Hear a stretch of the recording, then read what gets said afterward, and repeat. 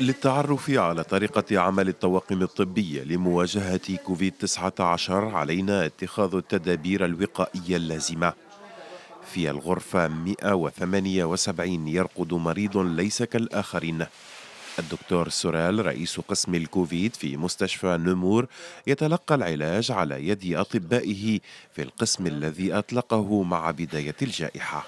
J'ai fait confiance à l'équipe puisque jusqu'à présent on a réussi à tenir un certain rythme. C'est difficile parce que c'est une maladie qui a trois phases à peu près en gros. Une phase virale, une phase auto-inflammatoire et une phase immunitaire. هل هناك قرارات كان على الحكومة اتخاذها بطريقة مغايرة؟ Il y a un temps pour tout. Pour l'instant, si on commence à se concentrer sur ce qu'un tel aurait dû faire, on n'est pas en train de se battre pour sauver les gens qui sont là. Vous savez, le nombre de morts qu'il y a, la vitesse à laquelle les gens peuvent partir, pour l'instant on sauve les gens.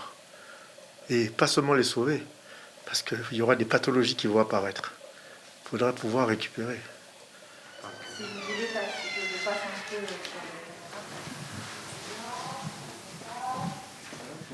كيف تتعاملين مع مريض هو رئيس قسمك؟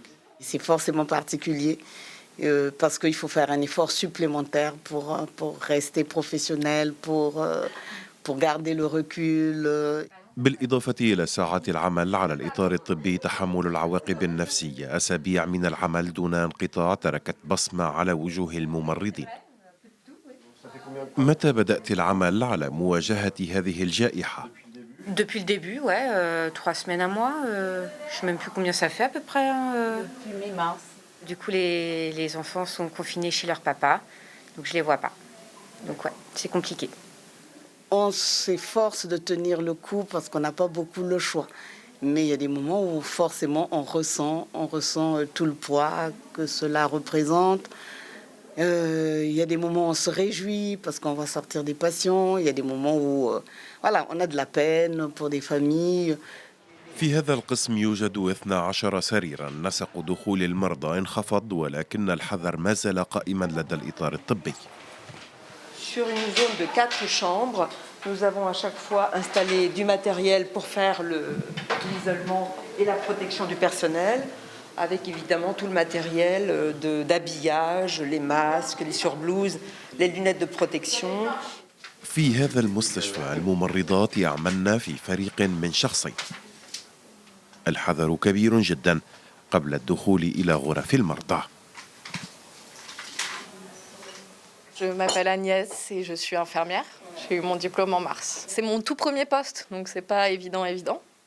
Donc, puis il y a eu des décès, etc. Pendant mes stages, j'avais déjà vu un petit peu des fins de vie, etc. Maintenant, de là à faire les injections moi-même, c'était pas le cas. Donc, on est un petit peu formé à tout ça, mais c'est vrai quand on arrive dans la réalité, c'est toujours moins évident. Nous, quand bien même on ferait les meilleurs soins, etc., ce qui est important pour l'instant, la meilleure prévention possible, elle vient de vous et il faut rester à la maison, quoi. كل الإطارات الطبية هنا تسعى إلى تقديم المساعدة حتى لو كان اختصاصها بعيدا عن كوفيد-19. المهم مواجهة هذه الجائحة. Pas mal de médecins, des gynécologues aussi. Même. On a un cardiologue aussi. Cardiologue. Dès que j'ai eu l'information, j'ai pas hésité tout de suite, j'ai répondu, je lui ai dit oui, je suis à votre disposition. Et puis voilà. Puis on l'apprend comme tout le monde parce que c'est une maladie voilà, qu'on est en train de découvrir. C'est pas toujours facile parce que parfois on a l'impression que les informations ne sont pas très claires, même venant des plus grandes sommités. على الرغم من شجاعة الفريق، إلا أن الخوف من الإصابة ونقل العدوى يخيم على الجميع. Bon, on essaie de pas le montrer, hein. On essaie de pas le montrer notre peur, mais voilà, on vit avec, hein. On fait notre travail. Hein. Au fur et à mesure, là, on s'habitue un peu, je ne sais pas, mais enfin, on oublie un peu le risque aussi. On prend, faut dire, on prend nos précautions, quoi. Voilà. Mais bon, voilà, quoi.